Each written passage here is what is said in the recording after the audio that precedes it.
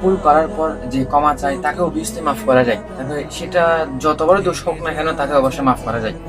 কিন্তু ভাই খারাপটা ঠিক এই জায়গা লাগে, সে ভুল করার পর যখন এসে বলে তার কাছে মাফ চাইতে গেলে তার মান সম্মান ক্ষতি হবে, ভাই তাকে কি আর মাফ করা যায়? আসলে ব্যাপারটা হচ্ছে কি, আমার গার্লফ্রেন্ড সে হচ্ছে কি আমার বন্ধুর সাথে গিয়ে কথা বলে, আমার বন্ধুর সাথে গিয়ে কথা বলছে 2 ঘন্টার পরিচয়ে। 2 ঘন্টার পরিচয়ে সে আমার বন্ধুর সাথে কথা বলে, আমার বন্ধুর মন মতো পিক দেয়। আমার বন্ধু তার কাছ থেকে শাড়ি পরা পিক চাই, তাকে সে শাড়ি পরা পিক দিছে। দেন হচ্ছে কি বলছে কি, এমন গোলাপি কালার শাড়ি আছে? ও বলছে হ্যাঁ আছে। ও কি করছে, গোলাপি কালার শাড়ি পরা পিক দিছে। অথচ ভাই 2 ঘন্টার পরিচয়, কিন্তু মেয়েটা আমাকে লাভ করে, ওর সাথে আমার রিলেশন কন্টিনিউ। হয়তো মনে করেন এই যে রাতে ঝগড়া হয়েছে বা সকালে কথা হচ্ছে না, এমন এই সকালে টাইমে এসে আমার বন্ধুর সাথে কথা বলে এরকম একটা বাজে কাজ করছে।